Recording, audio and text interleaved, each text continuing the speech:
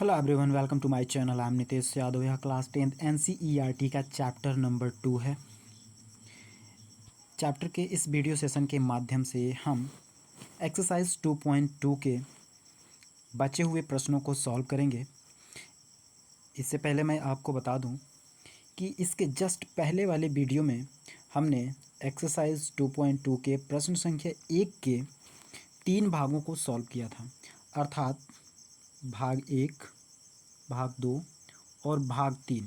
इन तीनों भागों का हमने जो है कि सॉल्यूशन बहुत ही बेहतरीन तरीके से पहले वीडियो के माध्यम से देख लिया था। इसके जस्ट प्रीवियस वाली वीडियो में हमने जो है कि इन तीनों पार्ट को सॉल्व किया था।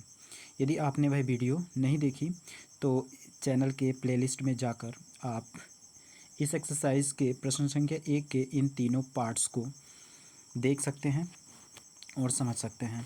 तो आइए हम आगे स्टार्ट करते हैं इस एक्सरसाइज के प्रश्न संख्या 1 के बाकी के बचे हुए प्रश्नों को हम यहाँ पे सॉल्व करने जा रहे हैं। जैसा कि आप यहाँ पे देख पा रहे हैं कि इस प्रश्न संख्या 1 के भाग 4 में यहाँ पे दिया है कि 4u² प्लस का 8u। तो यहाँ पर हम क्या करेंगे, 4u² प्लस का 8u कि सबसे पहले हम क्या ज्ञात करेंगे, जीरोज़ ज्ञात करेंगे। जैसा कि आप यहाँ पे देख पा रहे होंगे कि यहाँ पे इस प्रश्न के 2 पार्ट हैं। इस पहले पार्ट में लिखा जा रहा है कि find the zeros of the following quadratic polynomial. यहाँ तक हमारा फर्स्ट पार्ट है। जब हम इसके जीरोज़ फाइंड कर लेंगे तो हमारा जो है कि फर्स्ट पार्ट का सोल्यूशन कंप्लीट हो जाएगा। और दूसरे पार्ट में हमको क्या करना है, वेरीफाई करना है। यहाँ पे कहा जा रहा है कि verify the relationship between the zeros and the coefficients. यानी कि यहाँ पर हमें क्या करना है, जीरोज़ और कोफिशिएंट के रिलेशंस को हमें क्या करना है, वेरीफाई करना है। तो सबसे पहले हम क्या करेंगे, इस प्रश्न के पहले पार्ट को हम सॉल्व करते हैं और सॉल्व करके हम जो है कि पोलिनोमियल्स के जीरोज़ फाइंड करेंगे। यानी कि यहाँ पे प्रश्न संख्या 4 यानी कि पहले के भाग 4 में जो कि 4u प्लस का 8u है का हम जीरो फाइंड करेंगे। मैंने यहाँ पे प्रश्न को लिख लिया है। अब जैसा कि हम जो है कि पहले प्रश्न संख्या 1 के भाग 1, भाग 2 और भाग 3 को सॉल्व किया था, ठीक इसी प्रकार से हम इसको भी सॉल्व करेंगे। जैसा कि आप देख पा रहे होंगे कि यहाँ पर 4u² प्लस का 8u के फॉर्म में हमको यहाँ पे पोलिनोमियल दिया गया है। तो इस पोलिनोमियल में आप देख पा रहे होंगे कि यहाँ पर 4u कॉमन हमको दिख रहा है। यानी कि दोनों पदों में यहाँ पे 4u² हमारे यहाँ पे पहला पद है और दूसरा पद 8u है। तो इन दोनों में आप देख पा रहे होंगे कि 4u क्या है, दोनों में कॉमन है। तो मैं यहाँ पे कॉमन वाले पार्ट को बाहर लिख लेता हूँ। तो यहाँ पे हो जाएगा 4u, सॉरी गलत हो रहा है थोड़ा सा, 4u कॉमन हो जाएगा। तो यहाँ पे कोष्टक में बचेगा क्या, तो कोष्टक में बचेगा सिर्फ और सिर्फ हमारे पास u बचेगा। तो u को मैं यहाँ पे लिख लेता हूँ, थोड़ा सा गलत हो रहा है, यहाँ पे u को मैं लिख लेता हूँ और यहाँ पे प्लस का बचेगा। यानी कि 4 2 8, यहाँ पे हमारे पास 2 बचेगा। तो इस प्रकार से हम देख रहे हैं कि हमारे पास ये पोलिनोमियल प्राप्त हो चुका है। अब जैसा कि हम पहले सॉल्व करते थे पोलिनोमियल्स के जीरो फाइंड करने के लिए, तो हम क्या करते थे, दिए गए पोलिनोमियल को हम जीरो से इक्वेट कर देते। तो इस पूरे पोलिनोमियल को हम क्या करेंगे, जीरो से इक्वेट करेंगे। तो एक बार मैं यहाँ पर क्या करूँगा, 4u इज इक्वल टू क्या कर दूँगा, जीरो कर दूँगा। और फिर यहाँ से मैं u की वैल्यू जब फाइंड करूँगा, तो u की वैल्यू जब फाइंड करूँगा तो मैं यहाँ पे देखूँगा कि u इज़ इक्वल टू क्या आ रहा है। तो मैं आपको बता दूँ कि यहाँ पे u इज़ इक्वल टू क्या आएगा, तो u इज़ इक्वल टू क्या हो जाएगा, जीरो आ जाएगा। ठीक, क्योंकि जब 4 को हम उधर की तरफ जो है कि ट्रांसफ़र करेंगे तो 4 और जीरो का जब यहाँ पे जीरो में जब 4 का डिवीज़न करेंगे तो हमको क्या मिलेगा, जीरो ही मिलेगा। अर्थात u की वैल्यू यहाँ से क्या मिल जाएगा, जीरो मिल जाएगा। तो इस प्रकार से हमने जो है कि एक बार जो है कि इसको हमने क्या किया, जीरो किया। अब हम सेकंड नंबर पे क्या करेंगे, इसको जीरो से इक्वेट करेंगे। तो इस प्रकार से हम पाएंगे कि u इज़ इक्वल टू क्या हो जाएगा, यहाँ पे डायरेक्ट मैं लिख देता हूँ, u इज़ इक्वल टू यहाँ पे हमको मिलेगा -2। तो इस प्रकार से हमने क्या किया, दोनों को जीरो से इक्वेट करके हमने जो है कि पोलिनोमियल के हमने जीरो फाइंड कर लिया। अब मैंने बताया था कि जो जीरोज़ होते हैं उनको हम क्या करते हैं, अल्फ़ा और बीटा से डिनोट कर लेते हैं। तो यहाँ पे मैं क्या कर लूँगा, इसका जो पहला जीरो होगा वह क्या होगा, alpha is equal to zero होगा। ठीक, मैंने मान लिया। और यहाँ पे बीटा इज़ इक्वल टू क्या हो जाएगा, जो कि दूसरा पोलिनोमियल है, यहाँ पे है -2। इस प्रकार से हमने जीरोज़ फाइंड कर लिए। अब जो कि इस प्रश्न के दूसरे पार्ट को सॉल्व करेंगे। तो इस प्रश्न के दूसरे पार्ट को सॉल्व करने के लिए हमें क्या करना पड़ेगा, हम यहाँ पे जो पॉलिनोमियल है, इस गिवन पॉलिनोमियल की हम कंपैरिजन करेंगे। कंपैरिजन यानी कि तुलना करेंगे। तो यहाँ पे आप देख पा रहे होंगे कि 4u² प्लस का 8u है। तो इस गिवन पॉलिनोमियल का जो जनरल यानी कि क्वाड्रेटिक पॉलिनोमियल का जो जनरल फॉर्म होता है वह क्या होता है, तो मैं आपको बता दूं कि जनरल फॉर्म जो होता है वह क्या होता है, ax² प्लस का bx और प्लस का c होता है। ठीक, तो यहाँ पे मैं बात करूँ, यहाँ पे a के स्थान पे क्या होगा इस पॉलिनोमियल से अगर कंपैरिजन करूँ तो a हमको मिलेगा 4। ठीक, इसी प्रकार के b क्या मिलेगा, तो b आप देख पा रहे होंगे कि b यानी कि यहाँ पे क्या है, यहाँ पे b 8 है। ठीक, और c क्या है, तो c वाला टर्म तो यहाँ पे है ही नहीं है। तो यहाँ पे अगर मैं बात करूँ तो c के स्थान पे यहाँ पे मैं प्लस करके 0 लिख सकता हूँ। तो हमें c क्या मिल जाएगा, 0 मिल जाएगा। ठीक, तो इस प्रकार से हमने अल्फ़ा का मान प्राप्त कर लिया, बीटा का मान प्राप्त कर लिया, ए का मान प्राप्त कर लिया, बी का मान प्राप्त कर लिया और सी का मान प्राप्त कर लिया। अब इन वैल्यूज़ के हेल्प से मैं क्या करूँगा, जो कोफिशिएंट और जीरोज़ के मध्य जो रिलेशन होता है उस रिलेशन को मैं वेरीफाई करूँगा। तो इसके लिए हम नेक्स्ट पेज पे चलते हैं। तो आप देख पा रहे होंगे कि हम जो है कि नए पेज पर आ गए हैं। तो इससे पहले मैं क्या करता हूँ कि जो वैल्यू हमको फाइंड हुआ था, प्राप्त हुआ था, उसको मैं क्या करता हूँ, यहाँ पे लिख लेता हूँ। तो अल्फ़ा क्या आया था, अभी लिखेंगे इसको हम, और बीटा क्या आया था, तो इसको भी लिखेंगे। तो अल्फ़ा क्या आया था, 0 आया था, और बीटा क्या आया था, देख लेते हैं एक बार। बीटा हमको जो है कि -2 प्राप्त हुआ है। तो मैं यहाँ पे बीटा -2 लिख लूँगा। बीटा -2 आ गया। अब हम यहाँ पे ए का मान क्या आया था इसको भी लिखेंगे, बी का मान क्या आया था इसको भी लिखेंगे, और सी का मान क्या आया था इसको भी यहाँ पे लिख लेंगे। तो देख लेते हैं कि ए का मान क्या आया है। तो जैसा कि आप देख पा रहे होंगे कि ए का मान 4 है, बी का मान 8 है और सी का मान 0 है। यहाँ पे 4 है, यहाँ पे 8 है और यहाँ पे 0 है। अब इनकी मदद से मैं क्या करूँगा, दिए गए जो रिलेशन होते हैं उनको वेरीफाई करूँगा। तो यहाँ पे आप देख पा रहे होंगे सम ऑफ द जीरोज़, तो sum of the zeros equal to -b/a होता है। तो यहाँ पे जीरोज़ को मैंने अल्फ़ा और बीटा से डिनोट किया है। तो मैं यहाँ पे एक बार फिर से लिख लूँगा, यहाँ पे अल्फ़ा और प्लस का beta is equal to -b/a,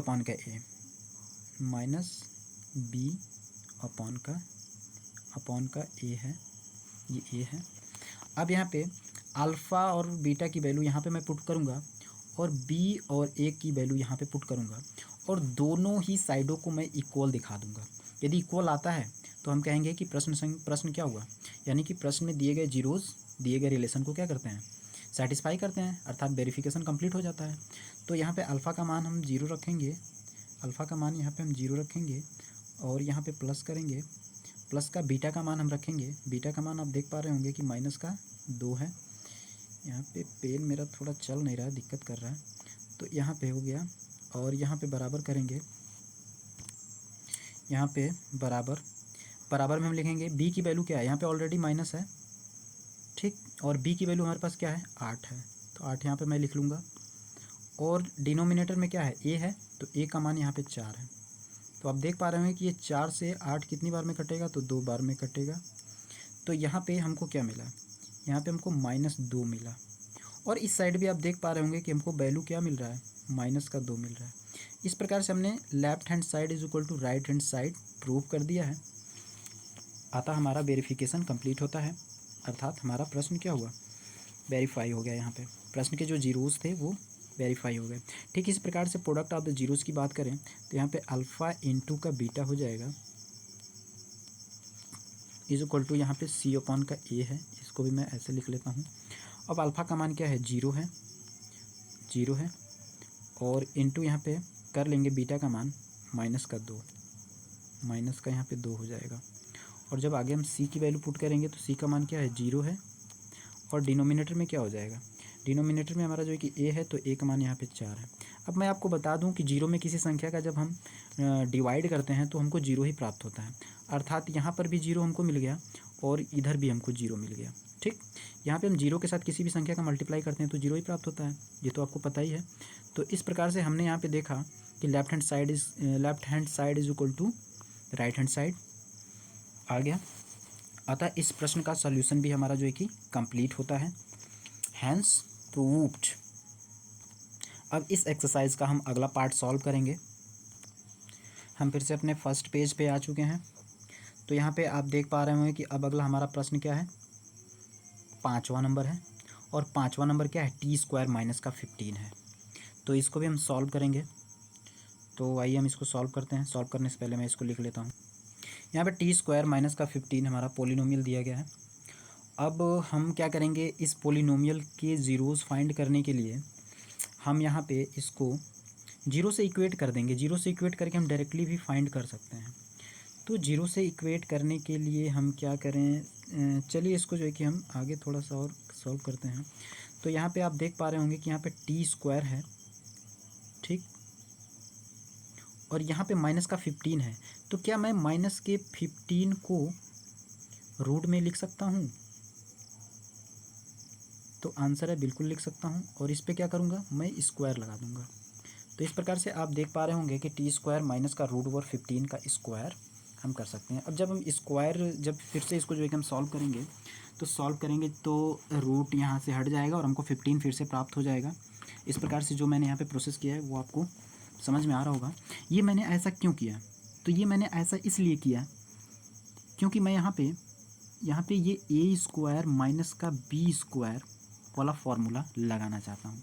तो a² माइनस b² का जो फार्मूला होता है, यहाँ पे क्या होता है मैं आपको बता दूँ। तो a² माइनस b² का जो फार्मूला होता है, एक कोष्टक में a प्लस का b होता है और दूसरे कोष्टक में a माइनस का b होता है, ठीक। तो ये हमको जो है कि प्राप्त होता है। तो इसी फार्मूले पे मैं जो है कि इसको पुट करने के लिए मैंने कुछ इस फॉर्म में मैंने इसको क्या किया है, लिख लिया है। तो अब मैं क्या कर पाऊँगा, यहाँ पे देखिए a के स्थान पे क्या है, a के स्थान पे t है और b के स्थान पे यहाँ पे क्या है, √15 है। तो यहाँ पे मैं लिख पाऊँगा बराबर, यहाँ पे मैं कोष्टक में लिख पाऊँगा t, यहाँ पे t, यहाँ पे कोष्टक बना के t, और प्लस का यहाँ पे क्या कर दूँगा मैं, प्लस का यहाँ पे हो जाएगा √15 हो गया यहाँ पे। और दूसरे कोष्टक में क्या मिलेगा, तो दूसरे कोष्टक में हमें मिलेगा a ऋण b, यानी कि यहाँ पे t हो जाएगा और माइनस का b के स्थान पे मैं क्या रख लूँगा, √15 हो जाएगा। ये हो गया। तो ये हमारा जो है कि इस प्रकार से हमारा जो है कि इस पोलिनोमियल का हमने जो है कि फैक्टराइजेशन कर लिया। अब फैक्टराइजेशन करने के बाद क्या होता है, तो अगला स्टेप हमारा जो है कि इसको जीरो से इक्वेट करते हैं। तो जब हम इसको जीरो से इक्वेट करेंगे तो ये हो जाएगा कुछ इस प्रकार से। अब देखिए, अब बारी बारी से दोनों खंडों को हम जीरो के बराबर रखेंगे। तो यहाँ पे अगर मैं t मैं क्या कर दूँ, तो जैसा कि आप यहाँ पे देख पा रहे होंगे कि हमने जो है कि इस फर्स्ट पार्ट को हमने जीरो से इक्वेट किया है, यानी कि t प्लस का √15 = 0 किया। जब इसको सॉल्व किया तो t = माइनस का √15 प्राप्त हो गया। ठीक इसी प्रकार से हमने क्या किया, इसको जो है कि इस वाले पार्ट को हमने जीरो से इक्वेट किया, t माइनस का √15 को जीरो से इक्वेट किया तो t √15 आ गया, √15 आ गया। यानी कि यहाँ पर हमको अल्फ़ा और बीटा का मान प्राप्त हो चुका है। अब अल्फ़ा और बीटा का मान ज्यों ही हमको प्राप्त होता है त्यों ही उसके बाद हम जो कि अगला स्टेप क्या करते हैं, तो अगला स्टेप दिए गए पोलिनोमियल को हम क्या करते हैं, दिए गए पोलिनोमियल का हम कंपैरिजन करते हैं। किससे कंपैरिजन करेंगे, तो जनरल फॉर्म से, क्वाड्रेटिक इक्वेशन के जनरल फॉर्म से या क्वाड्रेटिक पोलिनोमियल के जनरल फॉर्म से। तो क्वाड्रेटिक पोलिनोमियल का जनरल फॉर्म क्या होता है, तो ax² और माइनस का bx होता है और प्लस का 0 होता है, प्लस का c होता है। ये c है, प्लस का c है और ये यहाँ पे प्लस होता है। जल्दीबाजी में थोड़ा सा गड़बड़ हो गया है। तो यहाँ से मैं कंपैरिजन करके मैं अब यहाँ पे देख पा रहे होंगे कि यहाँ पे t² माइनस का 15 है। यानी कि हम इसको कैसे लिख सकते हैं, तो इसको मैं आपको बताऊँ तो यहाँ पे t² ज्यों का त्यों रहेगा और यहाँ पे मैं क्या करता हूँ, यहाँ पे प्लस का bx लिखूँगा, यानी कि 0 × का t, ठीक, bx यानी कि 0 × का t लिखूँगा और माइनस के यहाँ पे क्या हो जाएगा, 15 हो जाएगा। तो आप यहाँ पे देख पा रहे होंगे कि ये जो है कि ये पूरा पोलिनोमियल इस पोलिनोमियल के जनरल फॉर्म के रूप में क्या हो गया, रिप्रेजेंट हो गया, प्रदर्शित हो गया। तो यहाँ से मैं क्या करूँगा, ए बी और सी का मान आसानी से प्राप्त कर लूँगा। इस चीज़ को मैं यहाँ लिख लेता हूँ, ए का मान क्या प्राप्त होगा यहाँ से, तो ए का मान यहाँ पे 1 प्राप्त होगा, टी स्क्वायर का जो गुणांक है 1 है। अब ठीक इसी प्रकार से b इज इक्वल टू क्या हो जाएगा, तो मैं यहाँ पे लिख देता हूँ b इज इक्वल टू 0 होगा, क्योंकि आप यहाँ पे देख पा रहे होंगे b के स्थान पे 0 है। और c इज इक्वल टू अगर मैं लिखूँ तो c इज इक्वल टू कितना हो जाएगा, तो -15 हो जाएगा। ठीक, तो इस प्रकार से हमने अल्फ़ा का मान निकाल लिया। अल्फ़ा का मान -√15, बीटा का मान √15। तो अब जो है कि अब हम आगे अपने नए पेज पे चलते हैं और इन वैल्यूज़ को मैं वहाँ पे पुट कर लेता हूँ। तो जैसा कि आप देख पा रहे हैं कि मैंने वैल्यूज़ को यहाँ पे लिख दिया है। अब यहाँ पे मैं sum of the zeros is equal to minus का b/a इस फार्मूले में पुट करके left hand side is equal to right hand side दिखा दूंगा। तो यहाँ पे सम ऑफ द ज़ीरोज़ क्या होगा, तो sum of the zeros alpha plus का बीटा हो जाएगा और इज इक्वल टू माइनस का b अपॉन का a यहाँ पे है। अब यहाँ पे अल्फ़ा का मान हमारा क्या है, माइनस यहाँ पे रूट में 15 है।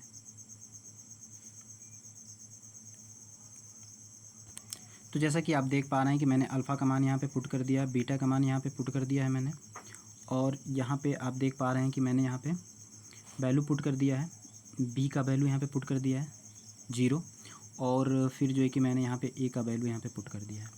अब आप देख पा रहे हैं कि यहाँ पे माइनस में √15 है, यहाँ पे प्लस में √15 है, यानी कि इस साइड हमको क्या मिल जाएगा, 0 इज इक्वल टू, अब हमें पता है कि 0 में किसी भी संख्या का डिवाइड करेंगे तो 0 ही प्राप्त होगा, अर्थात यहाँ पे 0 हो गया।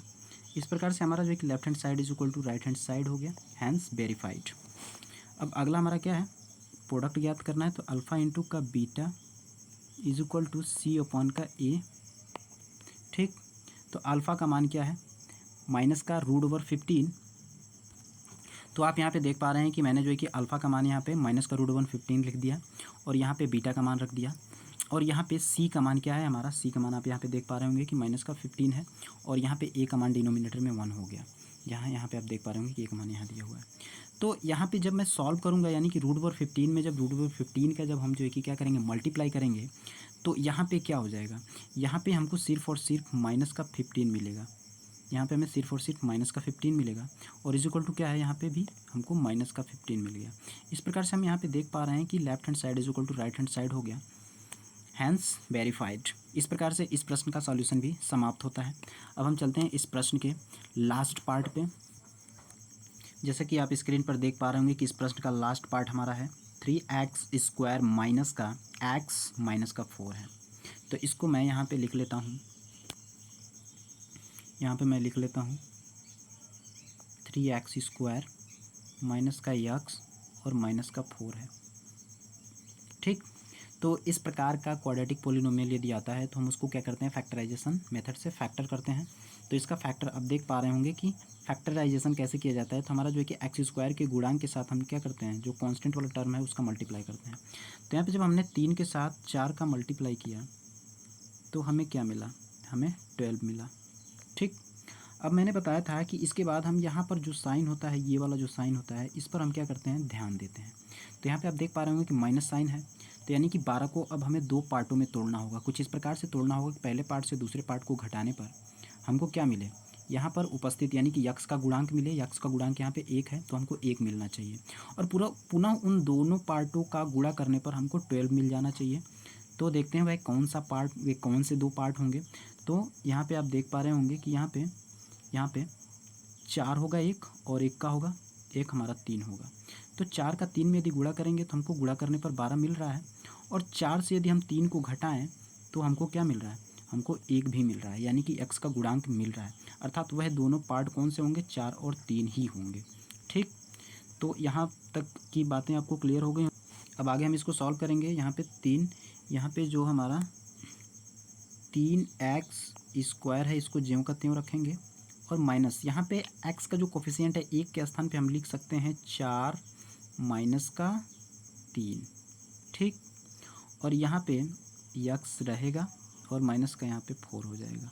आगे जब हम इसको सॉल्व करेंगे तो यहाँ पे हमको मिलेगा 3x² माइनस का यहाँ पे 4x हो जाएगा और यहाँ पे प्लस का 3x हो जाएगा और यहाँ पे माइनस का 4 हो जाएगा। ठीक, अब आगे हम जो है कि क्या करेंगे, पेयरिंग करेंगे, दो का पेयरिंग बनाएंगे, पेयर करके हम यहाँ से कॉमन निकाल लेंगे। तो यहाँ पे हमको x कॉमन दिख रहा है, सिर्फ और सिर्फ x कॉमन दिख रहा है। तो यहाँ पे हो जाएगा 3x माइनस का यहाँ पे क्या बचेगा, यहाँ पे सिर्फ और सिर्फ यहाँ पे हमको जो है कि 4 मिलेगा। तो इस प्रकार से हमने यहाँ पे देखा और फिर यहाँ पे प्लस लिखेंगे प्लस, और दूसरे कोष्टक में हमारा यहाँ पे क्या कॉमन होगा, यहाँ पे हमारा 1 कॉमन होगा। तो यहाँ पे भी हम क्या करेंगे 3x और माइनस का यहाँ पे 4 लिख लेंगे। ठीक, यहाँ तक की बातें क्लियर हो गई। अब यहाँ पे इस पूरे में क्या कॉमन दिख रहा है, तो इस पूरे में कॉमन क्या दिख रहा है मैं आपको बता दूँ। तो यहाँ पे कोष्टक वाली राशि कॉमन होती है, तो यहाँ पे ये 3x माइनस का यहाँ पे 4 हो गया एक कोष्टक में, और जो बचता है उसको दूसरे कोष्टक में लिख लेते हैं। तो बचा है क्या हमारा x और प्लस का 1 बचा है। ठीक, अब हम क्या करते हैं, जीरोस फाइंड करने के लिए इनको जीरो से इक्वेट कर देते हैं, अर्थात यहाँ पे पहले पार्ट को मैं क्या कर दूंगा, जीरो से इक्वेट कर दूंगा। तो यहाँ पे पहले पार्ट को जब मैं जीरो से इक्वेट करूँगा तो यहाँ पे 3x माइनस का 4 है, इसको जीरो से इक्वेट करेंगे तो ये हो जाएगा 0, और इसको मैं डायरेक्टली सॉल्व कर देता हूँ। तो डायरेक्टली जब सॉल्व करूँगा तो यहाँ पे क्या आ जाएगा, x इज इक्वल टू ये 4/3 हो जाएगा। तो 4/3 कैसे आया, तो पहले मैंने 4 को पंचांतर किया तो इधर 4 हो गया, और 3 का x के साथ मल्टीप्लाई है, तो जब हम बराबर की इधर भेजेंगे तो डिवाइड हो जाएगा। इस प्रकार से हमारा जो है कि यहाँ पे पहला जीरोस मिल गया, फर्स्ट जीरोस हमको प्राप्त हो गया। तो यानी कि हमको अल्फ़ा का मान क्या मिला, तो अल्फ़ा का मान 4/3 मिल गया। ठीक, अब आगे बात करें, हम इसको जीरो करेंगे। तो यहाँ पे इसको जीरो करें तो यहाँ पे लिख लेते हैं x प्लस का 1 इज इक्वल टू, हम क्या करते हैं जीरो कर देते हैं। तो यहाँ से x इज इक्वल टू हमको -1 मिलेगा। इस प्रकार से अल्फ़ा इज इक्वल टू जो दूसरा हमारा बीटा इज इक्वल टू होगा ना, तो ये बीटा इज इक्वल टू जो हमें दूसरा मान मिला है वह -1 मिला है। ठीक, इस प्रकार से हमने अल्फ़ा और बीटा का मान ज्ञात कर लिया है। अब अगला स्टेप हमारा क्या होता है, अगला स्टेप हमें जो है कि ए बी और सी का मान ज्ञात करना होता है। तो ए बी और सी का मान हम कैसे ज्ञात करेंगे, तो आप यहाँ पे देख पा रहे होंगे कि यहाँ पे ये डायरेक्टली मैं लिख देता हूँ। यहाँ से हमें जो है कि ए का मान क्या मिलेगा, तो मैं आपको बता दूँ कि यहाँ से ए का मान हमको मिलेगा, ए इज इक्वल टू हमें मिला 3, बी इज इक्वल टू हमें मिला, बी इज इक्वल टू हमको -1 मिला, और सी इज इक्वल टू हमें क्या मिला, तो मैं बता दूँ सी इज इक्वल टू -4 मिला। अब इन वैल्यूज़ को हम क्या करेंगे, पुट करेंगे और वेरीफाई करेंगे। तो यहाँ पे देख पा रहे होंगे मैंने वैल्यूज़ को लिख लिया है। अब यहाँ पे मैं क्या करूँगा, यहाँ पे वेरीफाई करूँगा। तो लेफ्ट हैंड साइड में यानी कि सम ऑफ द जीरोस, यानी कि अल्फ़ा प्लस बीटा करेंगे। तो यहाँ पे अल्फ़ा का मान है 4/3, प्लस करेंगे बीटा का मान रखेंगे, तो बीटा का मान यहाँ पे -1 है। ठीक, बराबर करेंगे माइनस बी अपान के ए, यानी कि बी का मान रखेंगे, माइनस बी का मान यहाँ पे क्या है, बी का मान -1 है, अपॉन करेंगे ए का मान रखेंगे, ए का मान यहाँ पे 3 है। आप देख पा रहे होंगे। अब इसको हम सॉल्व करेंगे तो यहाँ पे हमको मिलेगा, यहाँ पे 4, ये माइनस का क्या हो जाएगा, 1 हो जाएगा, प्लस माइनस माइनस होता है, यहाँ पे थोड़ा गड़बड़ हो रहा है, और यहाँ पे बट्टे का 3 है। ठीक, बराबर यहाँ पे माइनस माइनस क्या हो जाएगा, प्लस हो जाएगा, यानी कि यहाँ पे हमको 1/3 मिलेगा, ये यहाँ पे बराबर है। अब हम क्या करेंगे, इसको सॉल्व कर लेंगे। ठीक, तो इसको जब सॉल्व करेंगे तो हमारे पास क्या मिलेगा, 3 × 1 = 3, यानी कि 4 माइनस का 3 और पूरे का बट्टा 3 बराबर 1/3। अब आप यहाँ पे देख पा रहे होंगे कि यहाँ पे 4 में से 3 जाएगा तो 1 हो जाएगा, तो 1/3 इधर आया और बराबर 1/3 इधर आ गया है। तो इस प्रकार से हमने जो है कि left hand side is equal to right hand side दिखा दिया है। यहाँ पे हमारा ये वेरीफाई हो गया। अब अगला पार्ट है हमारा अल्फ़ा इंटू का बीटा, यानी कि अल्फ़ा का मान यहाँ पे 4 है, तो 4 बट्टे का मैं यहाँ पे 3 रखूँगा और गुणे करूँगा क्या, बीटा का मान यहाँ पे -1 है, तो यहाँ पे रखूँगा सी का मान मैं रखूँगा तो सी का मान आप देख पा रहे होंगे कि यहाँ पे -4 है, और अपान का ए का मान मैं रखूँगा यहाँ पे, आप देख पा रहे होंगे ए का मान 3 है। ठीक, तो अब जब हम इसको सॉल्व करेंगे तो हमें यहाँ पे -4/3 आ जाएगा, और यहाँ पे -4/3 ऑलरेडी है। तो इस प्रकार से हम देख रहे हैं यहाँ कि हमारा जो है कि दोनों पक्ष क्या हो जाएगा, बराबर आ गया। Left hand side is equal to right hand side हमको प्राप्त हो चुका है। इस प्रकार से ये भी प्रश्न हमारा क्या हो गया, वेरीफाई हो गया। तो इस प्रकार से हम जो है कि इस चैप्टर के प्रश्न संख्या 1 के सभी भागों को सॉल्व कर लिया है। अब हम जो है कि यहीं पे इस वीडियो को समाप्त करते हैं। अगली वीडियो के माध्यम से इस एक्सरसाइज के दूसरे प्रश्न को हम सॉल्व कर रहे होंगे। तब तक के लिए बाय बाय, नमस्कार। फिर मिलते हैं एक नई वीडियो के साथ।